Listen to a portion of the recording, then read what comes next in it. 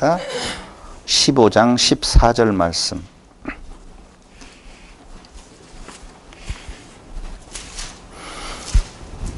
(15장 14절) 내 형제들아 너희가 스스로 선함이 가득하고 모든 지식이 차서 능히 서로 권하는 자임을 나도 확신하노라. 그러나 내가 너희로 다시 생각나게 하려고 하나님께서 내게 주신 은혜로 말미암아 더욱 담대히 대략 너희에게 썼노니 이 은혜는 곧 나로 이방인을 위하여 그리스도 예수의 일꾼이 되어 하나님의 복음의 제사장 직분을 하게 하사 이방인을 제물로 드리는 것이 성령 안에서 거룩하게 되어 받으실 만하게 하려 하심이라. 그러므로 내가 그리스도 예수 안에서 하나님의 일에 대하여 자랑하는 것이 있거니와 그리스도께서 이방인들을 순종하게 하기 위하여 나를 통하여 역사하신 것 외에는 내가 감히 말하지 아니하노라. 아멘. 오늘 로마서 마지막 시간입니다. 지난 시간까지 은혜로 말미암아 새로운 피조물, 신됨, 새로운 피조물 된 자들은 덕, 지난번에 이야기했죠? 그 덕이라고 하는 것을, 덕을 세우는 삶을 권면했습니다. 지난 시간에. 그러니까 덕이라고 하는 것은 강자가 약자를 위하여 자기의 권한을 쓰지 않는 것이다. 이렇게 설명을 해드렸고, 그걸 다른 말로 또 표현하면 주신 자유를 육체의 기회로 삼지 않는 것을 말을 하는 겁니다. 아, 냅둬. 그냥 그것이 무슨 죄야. 먹어도 다 돼. 라고 하는 쪽으로 하나님께서는 우리에게 못 먹을 것 없고 어떤 날이 특별히 구분해서 하나님께 드려야 될 날이 없습니다. 그런데 그걸 육체의 기회로 삼아서 자기가 그런 내용이 바로 유대인들이 고르반이라고 하는 하나님께 드림이 되었다라고 하면 부모를 무시해도 되는 자기의 육체의 기회로 삼아서 사용하는 내용, 그것은 약자를 더 아프게 만드는 일이 되어진다는 것이죠. 자유를 주었으면 그 자유를 가지고 약한 자들을 위하여서 그 자유를 써야 된다라고 하는 것이 성도의 삶의 기본적인 기준이라고 그렇게 바울은 말을 하고 있습니다. 그러면서 바울이 전한 복음, 그러니까 바울은요, 그 앞에서 굉장히 냉정한 논리를 말하는 것 같아도 그 마음에는 굉장히 따뜻함이 있어서 그렇게 말했던 것이 혹시 성도들에게 상처가 있을까봐 내 형제들아 너희가 스스로 선함이 가득하고 모든 지식이 차서 등이 서로 권하는 자임을 나는 확신하노라. 인정하는 말이잖아요. 너희가 모자르고 부족하고 못나서 내가 너희에게 약간의 강한 투로 말한 것이 아니다. 이게 너무너무나 소중하고 중요해서 너희가 충분한 자인 줄을 알고 있지만 다시 한번 생각나게 하려고 내가 이렇게 썼던 거야 라고 오늘 15장 14절에서 그렇게 말을 해주고 있는 거예요. 그렇게 강하게 이야기했던 바울이 전한 복음은 한마디로 말하면 은혜의 복음이었었고, 그 은혜의 복음이라는 것은 행위가 아닌 하나님의 사랑과 그리고 그리스도의 희생으로 이루어진 거야 라고 바울은 설명하면서 이방인을 위한 그리스도 예수의 일꾼이 된 것, 그렇게 말을 하잖아요. 그러니까 바울이라고 하는 존재를 다시 한번 조명해 보면 자기 스스로를 자기가 이렇게 말을 하고 있어요. 거꾸로 가면은 이 하나님이 받으실 만한 존재로 만드는 것, 그건 이방인이 거룩하게 되는 거예요. 거룩하신 하나님께서 어떤 제물을 받으실 때 거룩한 제물을 받으실 거 아니겠어요? 그러면은 하나님이 받으실 만한 존재로 이방인들을 만드는 것은 이방인들을 거룩하게 만드는 거예요. 그래야만이 이방인을 제물로 드릴 수가 있단 말이에요. 이방인을 제물로 드리는 것은 제사장이 하는 일이 아니겠어요?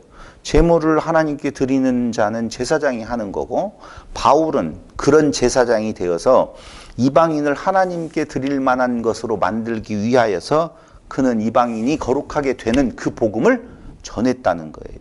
그것이 바로 이방인을 위한 그리스도 예수의 일꾼이 된 것이라고, 자기가 전한 복음이 그런 의미가 있다라고 지금 말을 하고 있는 것이죠.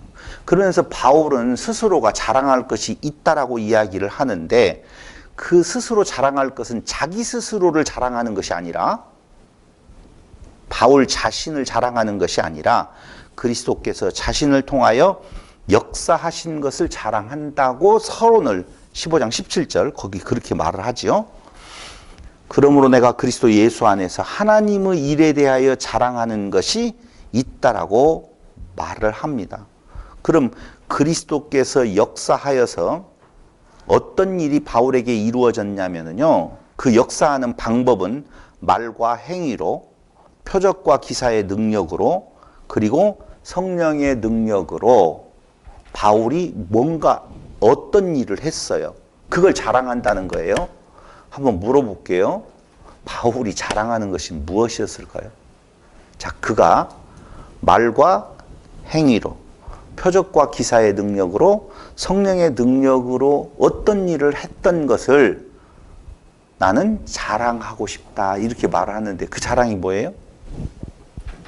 아버지께 받은 은혜겠죠. 그러겠죠. 아버지께 받은 은혜겠죠.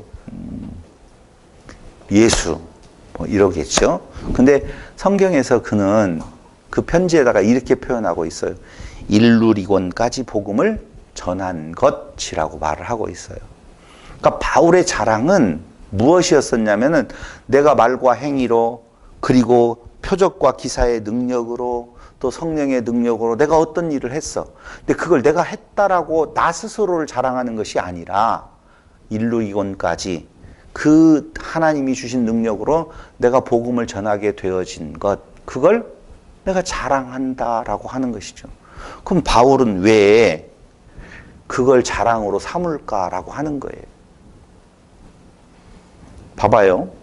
그리스도께서 자신을 통하여 역사하신 것을 자랑합니다. 그 증거는 보세요. 거기 이렇게 말을 하고 있어요. 15장 20절로 21절에 보면 또 내가 그리스도의 이름을 부르는 곳에는 복음을 전하지 않기를 힘썼노니 이는 나무 터 위에 건축하지 아니하리 함이라 기록된 바 주의 소식을 받지 못한 자들이 볼 것이요 듣지 못한 자들이 깨달으리라 함과 같으니라. 교회가 있어요. 우리 교회가 커야 돼요? 옆집 교회가 커야 돼요? 다 같이 커야 돼요? 그런가요? 옆에 잘못 알고 있다라고 하는 모든 교회들이 다 그렇게 생각을 하는 것 같아요. 우리 교회만이 바른 진리, 바른 복음이 있고 옆에 교회들은 좀 잘못 가고 있으니 믿지 않는 자들에게 복음을 전하는 것보다도 훨씬 쉬운 믿는 자들끼리의 변론을 통해서 그 믿는 자들의 잘못된 그 모습에서 구해내어서 우리 교회로 오게 하는 것, 이렇게 생각할 수 있잖아요. 그럼 누구를 자랑하게 되는 거예요? 자기가 아니죠. 그렇게 말하면 서운하지. 말씀을 잘 전하는 잘생긴 우리 목사님이 여기에 있어. 이런 내용으로 자랑하게 되어진다고요. 근데 바울은 분명히 나 스스로를 자랑하는 것이 아니라 그리스도께서 자기를 통하여서 역사하신 것을 내가 자랑한다. 그런데 그 역사하신 것이 일루리곤까지 복음을 전하게 되어진 거예요. 근데 그 복음을 전하는 과정에서 내가 이미 그리스도의 이름을 부르는 곳에는 전하지 않기를 힘썼다. 다시 이야기해서 나의 세력을 넓혀가려고 하는 것이 아니었었다라고 하는 이야기를 분명히 해주고 있는 거예요. 그러면서 구약을 하나 들어요. 그게 바로 무엇이었냐면 주의 소식을 받지 못한 자들이 볼 것이요 듣지 못한 자들이 깨달으리라 함과 같으니라. 한번 물어보죠.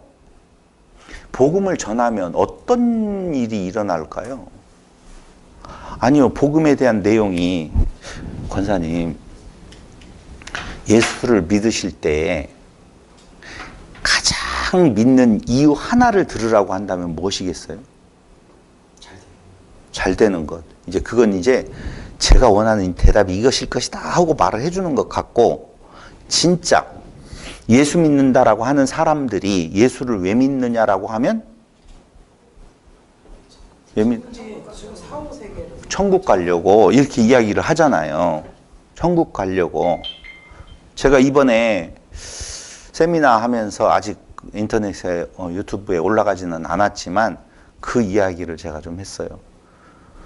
예수 믿는 것이 천국 가기 위한 거라고 보면 그건 사기다. 제가 그렇게 이야기까지도 했어요. 큰일 났네요. 교회는 예수를 믿어서 천국 가는 곳인 줄로 생각을 하잖아요. 그렇게 생각을 해요. 제가 이번에 설날이라 어머니께 세배를 드리고 어머니를 만나 뵀어요. 그러면서 그 과정 세뱃돈 이야기는 놓아두고 내가 어머니를 설날 전날 한쪽 방으로 불렀어요. 어머니 잠깐만 저 좀 봐요. 라고 하면서 이제 세뱃돈이 아닌 용돈을 드리니까 그건 네가 써라라고 이야기하고 어떻게 그런 과정이 있는데 제가 그러면서 넌지시 물어봤어요. 어머니 이제 95세인데 내일 모레면 100세잖아요. 그런데 혹시 죽음이 두렵지 않으세요? 라고 물어봤어요. 그랬더니 두렵지 않다. 한 세상 잘 살았으니까 이제 하나님이 부르시면 가면 되지 라고 하는 말씀을 해주시는데 제가 굉장히 감동받았죠. 그건 참 고맙다. 어머니가 참 고맙다. 왜 사람들은요 예수를 믿는 이유 중에 하나가 가장 큰 도전이 뭐냐면은 육체의 죽음 후에 어떤 모습일까라고 하는 것 때문에 아무리 예수를 잘 믿는 자라 할지라도 죽음 앞에 딱 맞닥뜨리게 되어지면 공포를 느끼고 안 죽고 싶다라고 더 좀 살고 싶다라고 하는 부분들이 있단 말이죠. 그러면 일루리곤까지 복음을 전하면서 바울이 그 복음을 전할 때 과연 그 전한 복음이 예수를 믿으면 잘 먹고 잘 살 수 있어요. 병들지 않고 살아갈 수 있어요. 당신의 자녀들이 잘 될 거예요. 라고 하는 말씀을 전하려고 그가 수고하고 애썼을까? 그러지는 않을 거예요. 분명히. 그럼 뭐예요? 그게 다른 것이 아니라 바로 사람들의 평강을 가장 강하게 깨는 것이 바로 우리의 죽음일 거예요. 그럼 그가 그 예수를 통하여서 우리에게 새로운 생명이 있습니다. 제가 어머니에게도 그런 이야기를 했어요. 뭐라고 이야기했냐면 어머니 우리의 육체의 사후에는 새로운 차원의 삶이 있어요. 새로 다시 만날 수가 있게 되겠죠? 라고 하는 이야기를 했는데 모르겠어요. 나는 가지 않아서 진짜로 그 상태가 어떤 상태인지를 나에게 다시 묻는다라고 보면 내가 억지로 뭔가를 끼워 맞춰서 여러분들에게 말을 할 수 있겠지만 모르겠어요. 그러니까 보이지 아니하는 볼 수 없었던 아무도 갔다가 펄시콜레 박사가는 뭐 갔다 왔다고 내가 본 전국에 웃기지도 않는 책을 써서 사람들을 홀렸지만 그 죽기가 그렇게 두렵고 맞아요. 공포이기 때문에 오늘 신천지나 다른 어떤 이단 종파들이라고 하는 자들이 이 땅 위에서의 죽지 아니하고 영생을 맛본다라고 이야기하면서 성도의 삶을 피폐하게 만들어 간단 말이죠. 그럼 우리에게 복음이 전해졌을 때에 우리에게 나타나는 현상은 무엇이어야 되는 건가? 그게 저는 위험이냐 적신이냐 칼이냐 어떤 경우에도 그리스도와 우리하고 맺은 그 사랑에서 끊을 수 없다라고 하는 그 복음, 그 사랑의 복음은 우리에게 있어서 그 어떤 것으로도 우리의 평강을 깰 수 없는 상태라고 저는 말을 하고 싶단 말입니다. 바울이 아마 일루리곤까지 그 복음을 전하면서 새를 불려가지고 나는 얼마나 많은 성도들을 모시고 목회를 했다라든가 아니면 우리 교회에 세력은 얼마나 많이 있다라고 하든가 1년에 예산이 얼마라고 했다든가 그런 것 때문에 그랬다라고 보면 그는 일루리곤까지 복음을 전하면서 다른 사람의 전도자를 통해서 세워진 교회에도 다시 한번 자기가 영역을 표시하려고 하는 부분들이 있었을 거예요. 근데 그는 어디에 정착해서 자기의 세력을 구축하지 아니하고 새롭게 복음을 듣지 못한 자들에게 우리의 신됨의 삶이라고 하는 것의 평강을 그는 분명히 예수 안에 있음을 전했을 거라고 저는 확신하면서 오늘 그가 그렇게 이야기를 하고 있는 것이죠. 그리스도 이름을 부르는 곳에는 전하지 않기를 힘썼다. 그러므로 복음을 듣지 못하여 어두움에 있는 곳, 그곳, 지금 그곳은 어디냐? 서바나다라고 생각을 한다는 것이죠. 그럼 나는 일루리곤까지 편만하게 복음을 전했는데 지금 내 마음에 또 하나 있는 그 불쌍히 여기는 그 마음이 서바나를 향하여서 가고 있다는 거예요. 그걸 지금 그렇게 이야기를 해주고 있죠. 복음을 듣지 못하여 어두움에 갇혀있는 서바나로 갈 거야. 그런데 너희의 도움이 필요해. 지금은 내가 그 일을 하기 전에 마게도냐와 아가야 성도들의 연보를 전해주기 위하여서 예루살렘에 잠시 들렸다가 서바나로 갈 것입니다. 그러면서 이 편지의 끝, 그 목적을 지금 이야기를 하고 있는데요. 보세요. 성도들의 연보를 예루살렘 성도 중 가난한 자들에게 전하려고 나는 지금 마게도냐와 아가야 성도들이 주었던 연보를 가지고 예루살렘에 들리는 거야. 저는요, 바울의 그 마지막 지금 로마서의 마지막 부분들을 보면서 16장에 가보면은요, 더욱더 절절하게 느껴지는 부분들이 있어요. 아무 내용도 아닌 것 같은데도 저는 16장을 보면서 바울이 얼마나 그 마음에 그리스도의 마음으로 정말 약한 성도들을 향한 그 사랑이 있었던가를 저는 느껴볼 수가 있었거든요. 그러니까 지금 마게도냐와 아가야 성도들의 그 연보를 통하여서 예루살렘에서 유대인 성도들이겠죠, 당연히.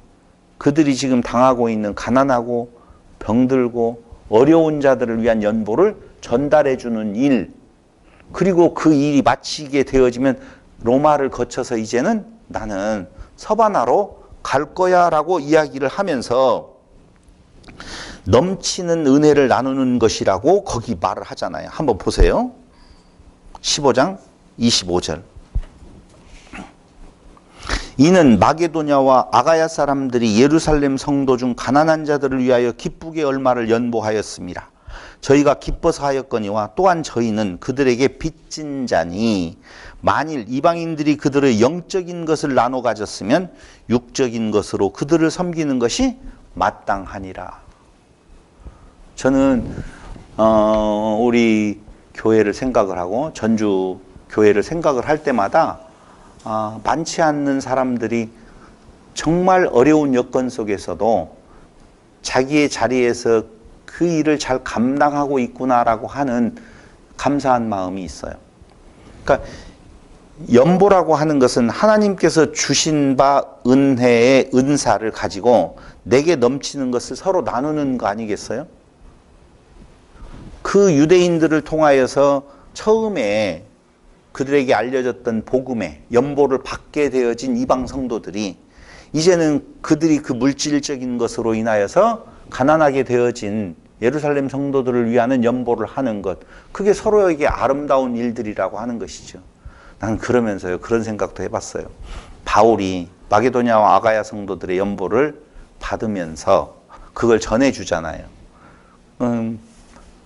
바울은 어떤 생각을 할까라고 하는 생각을 했어요. 이 말이 좀 그러네요.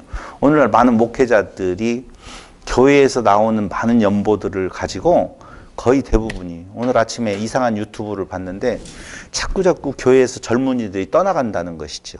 이제는 교회는 젊은이들이 있는 곳이 아니라 나이 드신 분들이 점진적으로 더 늙어가는 교회의 내용으로 간다는 거예요. 그 중에서 젊은이들이 교회로 안 오는 이유 중에 하나가 바로 어떤 교회의 목사의 호화로운 모습도 보고 있다는, 다 그런 것은 아니겠지만 투명하지 아니하는 부분들에 대한 내용도 이야기를 하고 있어요. 바울의 심정을 아마 제가 생각을 해요. 바울이 그 연보를 가지고 갔었을 때 본인의 생활에 대한 내용은 어떻게 생각을 했었을까라고 하는 생각도 한번 해본다는 것이죠. 근데 어떻게 생각을 해보아도 바울의 연보의 개념이라고 하는 개념은 넘치는 것을 누군가에게 서로 나누는 것이라고 확신하고 있어요. 그럼 바울은 돈을 냈을까? 마게도냐 아가야 성도들이 봉투를 만들어서 주었어요. 바울도 거기에다가 연보를 했을까? 내가 그런 생각을 해봤다니까. 그럼 바울은 그 다음에 로마의 성도들의 도움을 받아서 서바나로 갈 때 바울은 그 자체에서 연보를 더 할까? 돈으로 연보를 할까? 라고 하는 생각을 해봐요. 바울은 자기에게 주신 그 은혜의 은사를 가지고 그들에게 전하는 것, 그게 그가 할 수 있는 뭐가 되어져요? 연보가 되어져요. 수고하고 애쓰는 자들의 그 아름다운 물질들을 전할 때에 무엇을 실어서 같이 전하는 건가? 그가 가지고 있는 복음에 대한 그 말씀, 그 평화의 말씀을 연보해서 다 드리는 거라고. 교회는 귀중하지 않은 분들이 하나도 없어요. 제가 그런 생각도 해요. 돈도 없고 영적인 내용도 없고 몸도 불편하고 그 사람들은 연보하는 거예요, 안 하는 거예요? 어떤 걸로 연보하는 걸까요? 죄송해요. 막 구체적으로 그런 내용이 아니고 그냥 같이 하는 것 자체도 연보라고요. 연보가 굉장히 우리는 연보하면 뭔만 생각나면 돈만 생각나는데 아니에요. 그거 너무너무 내가 전주 팀들을 보면서 오늘 16장에 보면은요. 내가 갱그레아교회의 일꾼으로 있는 우리 자매 베베를 너희에게 추천하느니 하면서 거기에서 사람 이름이 쭉 나오네요. 사람 이름이 얼마나 많이 나오냐면은요. 약 40명 정도 나와요. 근데 40명 플러스 알파가 교회, 가족, 성도 이렇게 무리들에 대한 내용까지를 다 지칭을 하고 있어요. 그러면서 문화나라, 문화나라, 문화나라, 문화나라라고 하는 말도 얼마나 많이 나오는지 몰라요. 야, 그러면서 그렇게 어떻게 그 이름들을 다 기억을 해가? 저는 미안한 말씀이지만 참 이름 매기가 너무 어려워요. 아니 그 뒷이야기는 조금 이따 하는 걸로 하고 어쨌든 바울의 연보의 개념이라고 하는 것은 자기에게 하나님의 은혜로 말미암아 넘치는 은사를 부족한 자에게 같이 흘려주는 것이 연보라고 하는 것이죠. 그래서 마게도냐와 아가야 성도들의 연보도 이야기를 하고 그리고 영적으로 그들에게 복음을 전하는 시발점이 되었던 예루살렘 교회의 성도들의 연보도 이야기를 하고 또 자기에게 임한 그 은혜를 다른 아직 복음을 알지 못하는 자들에게 전하는 자기의 연보도 이야기를 하고 또 로마 교회가 이제는 중심이 되어져서 복음을 전하는 자들을 위하여서 돕는 연보에 대한 이야기들을 하고 그럼 결국은 성도의 삶이라고 하는 것은 다 무슨 삶이냐? 연보하는 삶이라는 거예요. 돈은 쓰기 위해서 벌어요. 벌어놓고 써요. 그게 헷갈리더라고. 그러니까 동물들은요, 배부르면 안 잡아먹는다고 그러잖아요. 그래서 지난번에, 그런 그 영화에도 그런 장면이 나왔다며요. 뭐 요새 유행하는 영화가 하나 있다며요. 왕과 사는 남자? 왕과 사는 남자에서도 여러 가지 장면 중에 나를 잡아먹어라 뭐 그런 것이 있었다며요. 호랑이는 한 사람만 잡아먹으면 어쩐다고요? 그 다음에 뭐 안 잡아먹는다며요. 그러니까 나를 잡아먹어라 라고 하는 것처럼 동물들은 그런데요.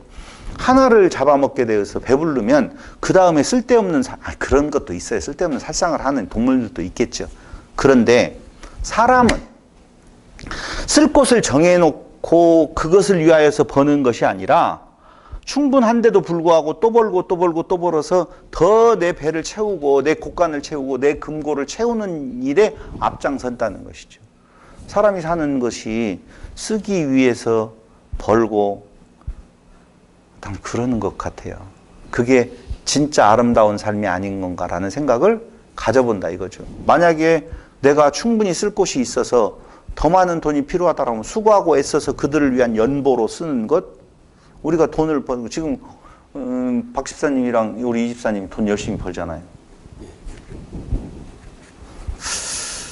이제 조금 더 나이 먹어봐요. 한 150만 원만 있잖아요.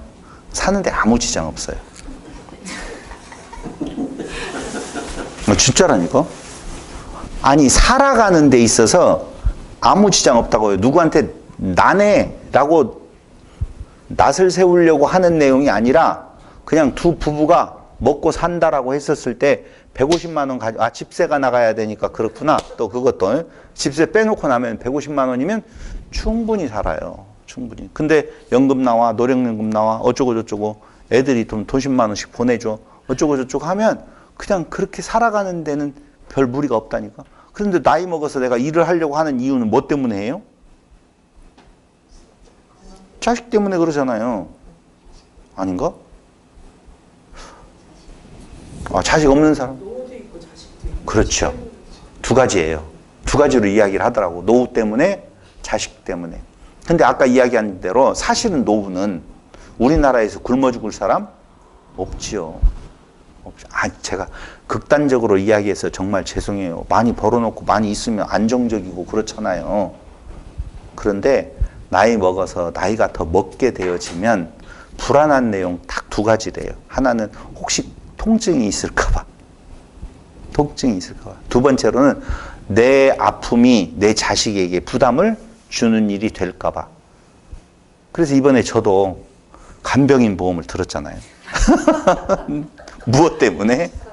저를 때문에 아니라 제가 아팠었을 때 자식들이 고생할까봐라고 하는 필요에 의해서 그 간병인 보험이 들어지는 것이 이웃을 생각하는 마음이 아닌 건가라는 생각이라니까요. 근데 우리는 그것을 넘어서는 어떤 물질이 있어야만이 내가 안정을 느끼는 그런 시대를 지금 살아가고 있다는 것이죠. 충분함에도 불구하고. 그래서 많은 사람들이 이상한 쪽으로 착각하고 간다. 체제를 이야기하는데 민주주의냐 공산주의냐 이런 쪽으로 말하면 공산주의라고 이야기하는데 누가 그래요. 나한테 말을 하더라고요. 그런데 내가 인간의 욕망은요. 그런 이론이 통하지 아니하는 욕심이 가득 찬 세상이라 적게 일하고 많이 가져가고 싶고 공평하게 나눈다면 일을 안 하고 싶고 다 그런 인간의 욕망이라는 것이 따로 있다라고 제가 이야기를 좀 했었거든요. 어쨌든 바울의 삶을 내가 구다 보면서 그는 필요를 느끼고 그가 장막 깁는 일을 하고 여러 가지 수고하고 애쓰며 살아갔었을까?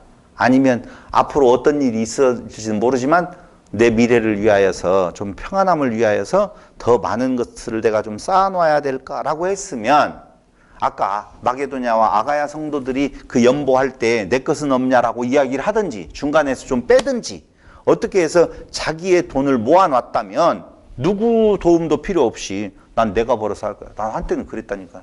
나 열심히 벌어서 중국을 위한 선교 기지를 군산에다 좀 만들어가지고 뭔가를 좀 한번 해봐야 되겠다라고 하는 생각을 했었는데 아니에요. 그게 아니고 제가 사업도 오랫동안 했는데 그 사업 중에 한 가지 깨달은 것이 있다면 혼자의 능력으로 어떤 일을 하는 것 어려운 이야기예요.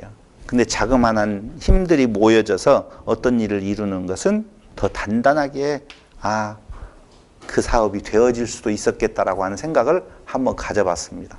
교회는 개인의 능력이 출중해서 개인의 모든 능력으로 복음을 전하는 곳이 아니라 아무리 약한 자라 할지라도 각기 하나님께서 주신 은사를 따라서 수고하고 애써서 그 수고하고 애쓴 것이 더 없는, 더 낮은, 더 가난한 자들에게 넘쳐 흘러가는 것, 그게 참 교회의 모습이 아닌 건가. 그래서 수고하고 애쓴 것에 대한 내용을 서로가 알아주라고 하는 거예요. 내가 수고했다고 자랑하지 말고 그 수고한 것에 대한 내용을 무시하지 말고 오히려 받는 자는 그걸 알아주는 그런 아름다운 교회의 모습을 성경은 계속적으로 이야기를 하고 있다는 것입니다. 그러면서 바울은 이렇게 이야기를 해요. 그렇게 내가 서바나로 가려고 하고 내가 이제 마게도냐와 아가야 성도들의 연보를 예루살렘에 전한 후에 로마를 거쳐서 서바나로 가고 싶다라고 이야기를 하면서 바울이 그렇게 강한 사람 같아도 바울은 거기에다가 기도해 달라고 요청을 해요. 한번 볼래요? 15절로 27절? 15절로 27절이 아니죠. 그건 아까 이야기를 했고 그 뒤에 30절. 형제들아 내가 우리 주 예수 그리스도와 성령의 사랑으로 말미암아 너희를 권하노니 너희 기도에 나와 힘을 같이하여 나를 위하여 하나님께 빌어 나로 유대에서 순종하지 아니하는 자들로부터 건짐을 받게 하고. 유대에 순종하지 아니하는 자들이 바울이 오면 환영하는 내용이 아니라 그를 어떻게든지 해하려고 하는 자들이 있었다는 거예요. 나는 담대해, 나는 상관없어, 이런 것이 아니잖아요. 그도 두려움이 분명히 인간적인 모습이 있다는 거예요. 그래서 그는 그들에게 그런 자들로부터 건짐을 받게 하고 또 예루살렘에 대하여 내가 섬기는 일을 성도들이 받을 만하게 하고. 바울이 똑똑해서 나는 잘 전해. 아니 그런 생각 해봤어요. 바울이 전한 복음에 대해서 지난번에 우영주 성도님하고도 이야기를 할 때 바울이 그렇게 영리하고 참 대단한 학식이 있는 자고 똑똑하다라고 보면 이 로마서라든가 바울이 전한 서신들에서 조금 더 쉽게 사람들이 받을 만하게 좀 말을 했으면 좋을 텐데 오히려 바울이 전한 그 복음에서 바울교라고 하는 예수교라고 하는 것이 아니라 바울파의 바울교라고 하는 부분을 강조할 정도로까지 보여지지 않느냐라는 이야기를 했었을 때 그렇게 생각할 수도 있겠다라고 하는데 보세요. 예수님께서 당신이 그리스도이심을 온 누리에 선포했어요. 그런데 그 선포된 그 복음의 실체 앞에서도 예수님을 잡아 죽이려고 하잖아요. 그렇죠. 사람들이, 목회자들이 착각하는 것이 뭐냐면은 내가 설교를 잘해서, 내가 말씀을 강론을 잘해서 교회가 부흥되어지고 사람들이 예수를 영접하게 되는 줄로 착각하는 경우가 너무 많지요. 근데 바울과 같은 대단한 사람이 오늘 기도를 부탁하는 거예요. 그게 뭐냐? 나 두려움이 있어. 두 번째로는요, 내가 전하는 복음이 곡해되어지지 아니하고 잘 받아들여질 수 있도록 여러분들의 기도가 필요합니다라고 이야기하잖아요. 성령의 역사가 아니고서는 어떻게 말씀이 말씀으로 전달되어져요? 저는 제가 제 강론을 들으면서도 내가 왜 이렇지? 이런 생각을 진짜 많이 해요. 이렇게 말하지 아니하고 좀 요렇게 말을 했으면 더 쉽게 알아들을 텐데라고 하는 생각들을 한다니까요. 교만한 생각이죠. 사람이 영리하고 말을 잘해서가 아니라 바울과 같은 대단한 학식이 있는 자여도 그가 전한 복음이 많은 사람들에게 전달되어질 때에 그 말의 능력으로 하는 것이 아니라 아까 이야기했던 것처럼 뭐라고 그랬어요? 성령의 능력으로, 말과 행위로, 표적과 기사의 능력으로 그 마지막에다가 그는 성령의 능력이라고 하는 내용을 분명히 생각하고 있더라 그 말입니다. 그것이 기도를 부탁하는 바울의 마음 저변에 있었던 거예요. 그러면서 나의 사역에 순탄함이 같이 하기를 기도해 달라고 하는 나약한 바울, 동역자들과 함께하는 쉼이라고 할 때 15장 32절을 한번 보세요. 나로 하나님의 뜻을 따라 기쁨으로 너희에게 나아가 너희와 함께 편히 쉬게 하라. 진짜 바울이 그들에게 나아갔었을 때 쉼이 되어지는 것은 믿는 것과 아는 것에 하나된 자들과의 교제에서 쉼을 얻게 되어지고 그들의 육체의 유익을 위하여서 예수를 믿는다라고 하지 아니하고 본질적인 이웃을 사랑하면서 살아가는 모습으로 되어질 때 바울은 그 수고하고 애쓰고 어려운 곳에서도 그는 마땅히 그들을 만나서 쉼이 되어진다라고 말하고 있는 것입니다.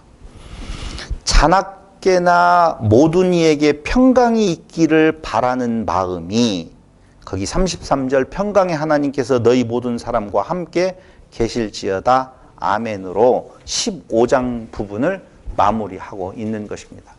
그래서 저는 그 바울이 로마서를 쓸 때의 그 마음은 이런 마음이었었던 것 같아요. 보세요. 이런 말이 있죠. 진짜 가족은 마음으로 만들어지는 것이다 라고 하는 말이 있어요. 들어보셨어요? 특별히 뭐 그렇게 문장이 있는 건 아닌데 어떤 것들을 보면 그런 말들이 있어요. 중국의 한 시에는 진짜 관계는 마음의 무게로 만들어진다는 개념. 한나라 시대의 노래에서 공후요던가요? 공후요? 그 시에서 그런 내용을 표현하고 있는데요. 거기 피를 나누었고 같이 자랐고 추억도 많고 오래 알았고 같은 회사도 다니고 같은 지역에 살고 라고 하는 공통점이 굉장히 많이 있어요. 그런데 문제는 어디가 있느냐라고 하면 거기 오늘 바울이 지금 이야기하고 있는 16장에서 내가 겐그레아 교회의 일꾼으로 있는 우리 자매 베베를 너희에게 추천하노니 라고 이야기하면서 여러 사람의 이름들을 지금 불러내고 있다는 거예요. 이런 말이 있잖아요. 평생에 사는 동안에 친한 친구 몇 명? 2명이에요? 3명이에요? 3명이라고 나와 있나요? 3명. 근데 그 3명 중에서 목사도 하나 들어가긴 하더라. 목사, 판사, 의사. 그러니까 저를 사귀는 것은 그 중에 하나는 되기는 되는, 사기꾼들이 많아가지고 조심하셔야 됩니다. 3사람이래요, 3사람. 형제 간에, 우리도 5형제거든요. 5형제예요. 그럼 됐잖아요. 난 성공한 사람이잖아요. 형제 간에 우애만 있으면. 그렇잖아요? 충분히 좀 될 것 같은데. 그런데 그렇게 수많은 사람, 어떤 사람 피를 나누었고 같이 자랐던 자들이 있고 같은 추억을 공유했던 많은 친구들도 있고 오랫동안 같이 회사도 다니고 그런 사람들이 있어요. 그런데 사는 삶을 보면 대면대면하게 살아가잖아요. 요새는요, 동창회가 그렇게 재미가 없어요. 벌써 2년째 안 나가는 것 같은데 그렇게 살아가요. 조금 시간이 지나다 보니까 그렇게 마음을 터놓을 것 같은, 오랫동안 그렇게 교제했다라고 보면 마음을 터놓을 것 같은 사람인 것 같은데 왠지 모임을 가지고 나면 공허해요. 특별히 마음이 채워지는 것은 없어요. 그런데 오늘 바울은 그들을 그렇게 자주 만났던 거 아니잖아요. 아마 지금 바울이 이야기하고 있었던 갱그레아 교회 뭐 등등에 대한 이야기들을 쭉 여러분들 집에 가서 한번 읽어보세요. 문하나라. 아니 바울의 삶이 몇 년이었는데 이 많은 사람들을 한 곳에 모여 있었던 사람들이 아니에요. 각 지역에 있어서 만났던 사람들을 지금 다 이름을 지금 부르고 있어요. 그래서 문하나라 이야기를 해요. 그럼 오래 만난 것도 아니잖아요. 다시 이야기하면 그들과 같이 같은 솥밥을 오랫동안 먹은 것도 아니잖아요. 그들과 같이 피를 나눈 것도 아니잖아요. 아무것도 없어요. 그런데도 그는 저하고는 전혀 다른 그 이름들을 어떻게 그렇게 기억하고 지나오면서 그가 일루리곤까지 복음을 전하면서 스쳐왔던 자들에 불과할 거예요. 그런데도 어떻게 이 이름들을 기억하고 있으며 두 번째로는 그들을 향하는 그 문하나라라고 하는 인사하라라고 하는 내용이요. 그래 인사하라는 거예요. 그냥 문하나라. 평안하세요? 잘 지내고 계세요? 그런 정도거든요. 그런데 그게 제가 읽어지면서 그 마음에 그가 지금 문하나라고 하는 그 단어 하나를 읽을 때마다 봐봐요. 한 번만 읽어볼게요. 너희는 그리스도 예수 안에서 나의 동역자인 브리스가와 아굴라에게 문하나라. 그들은 내 목숨을 위하여 자기들의 목까지 내놓았나니 나뿐 아니라 이방인의 모든 교회도 그들에게 감사하느니라. 무슨 일이 있었는지 잘 모르겠어요. 그러나 그렇대요. 또 저희 집에 있는 교회에도 문하나라. 내가 사랑하는 에베네도에게 문하나라. 그는 아시아에서 그리스도께 처음 맺은 열매니라. 너희를 위하여 많이 수고한 마리아에게 문하나라. 내 친척이요 나와 함께 갇혔던 안드로니고와 유니아에게 문하나라. 그들은 사도 중에서 존중이 여겨지고 또한 나보다 먼저 그리스도 안에 있는 자라. 또 주 안에서 내 사랑하는 암블리아에게 문하나라.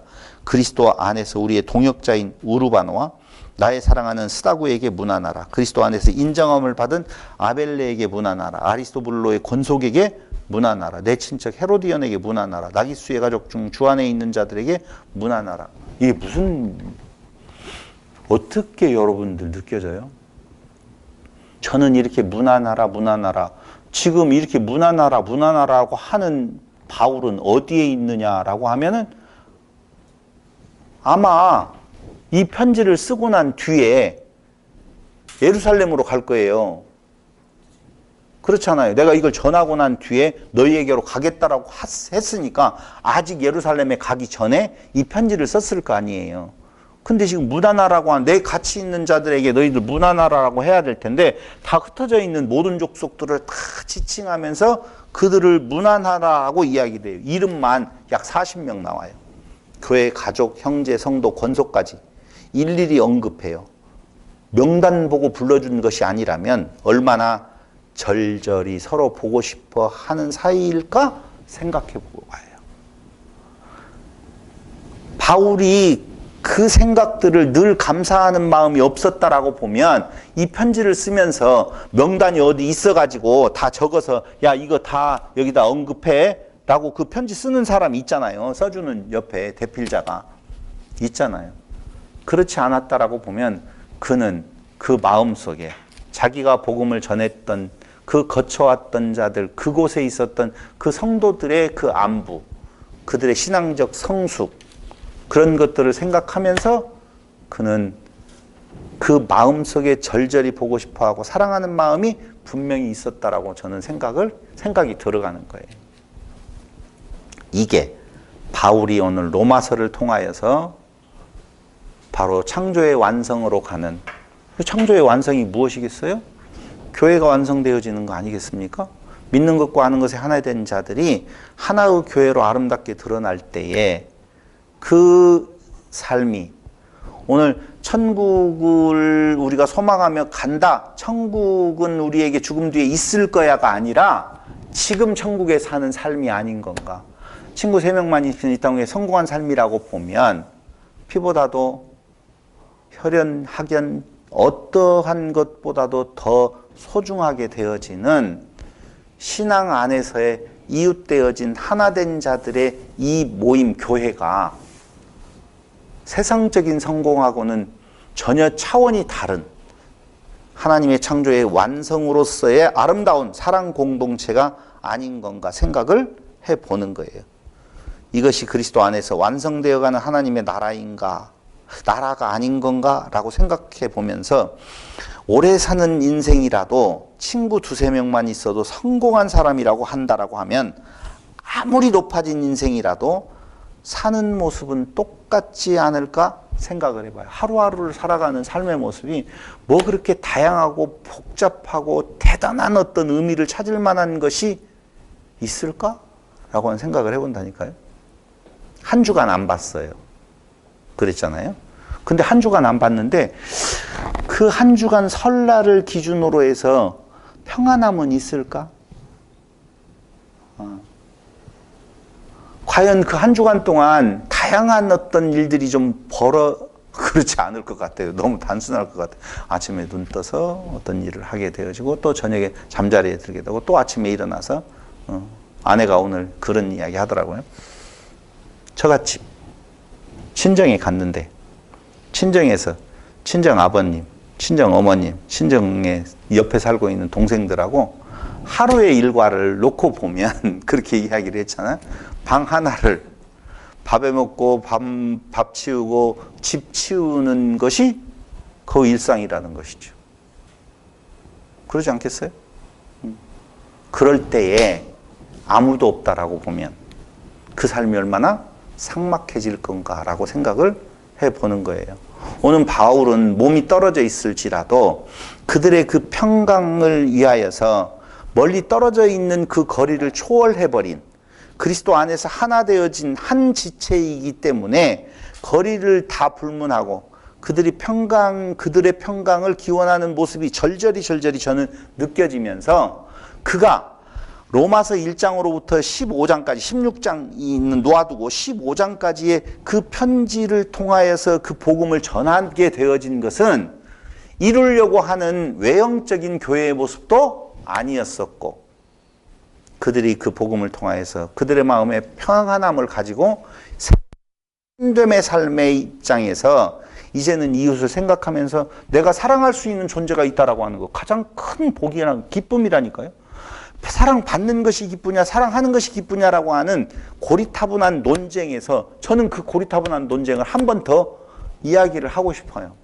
사랑받는 것보다 사랑할 수 있는 자가 훨씬 더 행복하다라고 보면 오늘 바울이 로마서를 쓰면서 로마에 있는 성도들 그리고 그 로마서에 표현되어졌던 각 교회에 흩어져 있었던 여러 형제 자매들에 대한 내용이 그 안에 생각나지면서 그들이 그 헛된 그 종교적 가르침에 빠져서 평강을 잃어버리고 오히려 아직까지도 법에 매여가지고 일생을 살아간다라고 하면 그는 같은 지체로서 그것을 너무너무 견디기 힘든 것으로 보고 오늘 자유의 복음, 그리스도의 복음, 하나님의 복음을 로마서를 통하여서 그 로마에 있는 성도들에게 전해줬던 거예요. 그럼 보세요. 살아왔던 날들 전해졌던 복음, 지금 전하고 있는 복음, 그것들이 다 그 전한 것을 통하여서 같은 지체된 이웃사랑에 대한 내용이었다라고 보면 그 복음을 알지 못하여서 아직도 평화롭게 살지 못하는 자들을 향한 그가 해야 될 일의 마지막 서바나를 향하는 그 일에 이렇게 하나 된 우리가 같이 동참해서 그들에게 새로운 빛을 전해줬으면 좋겠다라고 하는 것이 바울이 가지고 있었던 일생의 삶의 목적이었다라고 생각을 하는 겁니다. 그럼 우리의 삶은 다양할 수 있어요. 여러 가지 방향으로 여러 일들이 다 일어날 수 있어요. 수고하고 애쓰지요. 자식을 위해서, 자신을 위해서 사는 것, 자식을 위해서 사는 것, 가족을 위해서 사는 것. 그거 다 이해해요.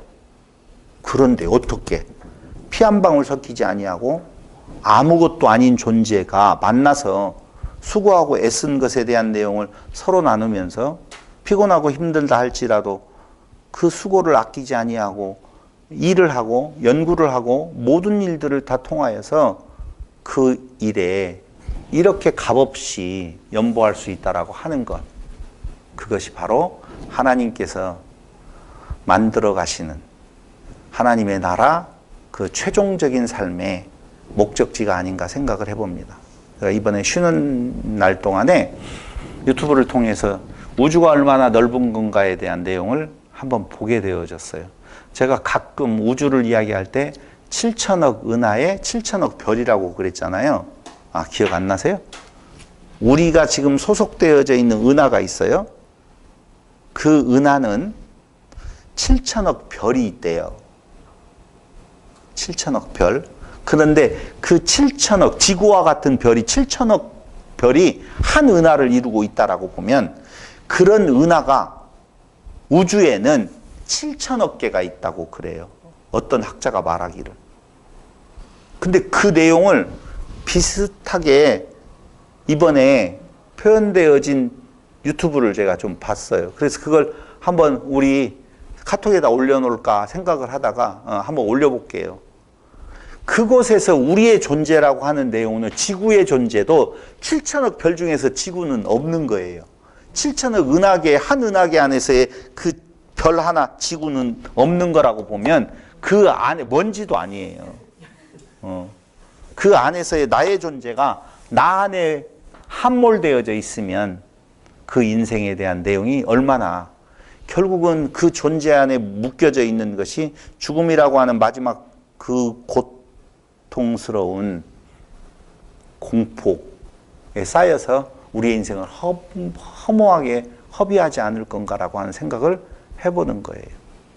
하나님은 그 우주와 만물을 다 지으신 분이시고 그 우주와 만물의 그 은하에 대한 내용을 벗어난 새로운 차원의 또 삶으로 우리를 인도해 가십니다. 그것에 대한 모습, 이 땅 위에서의 모습이 바로 너희에게 이웃이 있음, 이웃이 보여지는, 이웃이 생각나게 되어지는, 오늘 바울과 같이 자꾸자꾸 복음을 전했던 곳에서 있었던 자들이 생각나서 그들에게 우리 문안하자라고 같이 외치고 있는 16장에 대한 내용이 저에게는 상당히 가슴 깊게 와닿는 내용이었습니다. 그들에게 평강은 바울이 이야기했던 로마서 1장으로부터 14장까지에 대한 내용이라고 저는 생각을 하는 거예요. 우리에게 주신 은혜의 은사를 자기를 위해서 쓰지 아니하고 그게 자기를 위한 것이죠. 이타적인 내용, 지체들을 위하여서 쓰게 되어지는, 혹시 상처받을까 봐 자기의 고난을 내려놓고 주신 자유로 육체의 기회로 삼지 아니하고 오히려 누군가가 돌볼 수 있는 그런 자가 있다라고 하는 이 신됨의 행복한 삶으로 우리를 초대했던 바울의 이야기를 오늘 마지막 16장 문안하라 라고 하는 말로 대신하면서 말씀을 마치겠습니다. 기도드리겠습니다.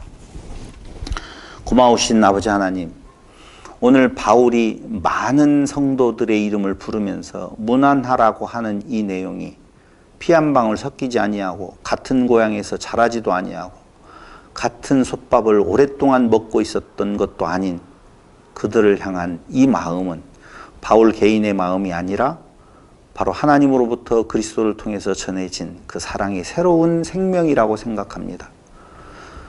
수원평안교회를 통하여서 만나게 하신 이 성도들, 한 생명이 천하보다도 귀하다라고 하는 이 말씀 속에 적어도 그 세상의 무엇으로도 바꿀 수 없는 아름다운 우리의 지체의 힘을 알게 하시고, 그 그리스도께서 우리에게 허락해 주신 무조건적인 그 사랑으로 이웃을 다시 돌아보아 하나님께서 우리를 부르시는 그날까지 바른 복음 안에서 자유함을 누릴 수 있는 성도들이 되는 일에 서로 간에 받은 은사를 통하여서 연보하는 삶으로 이 교회를 삼아주시고 만들어가 주실 것을 바라면서 예수님의 이름으로 기도드립니다. 아멘.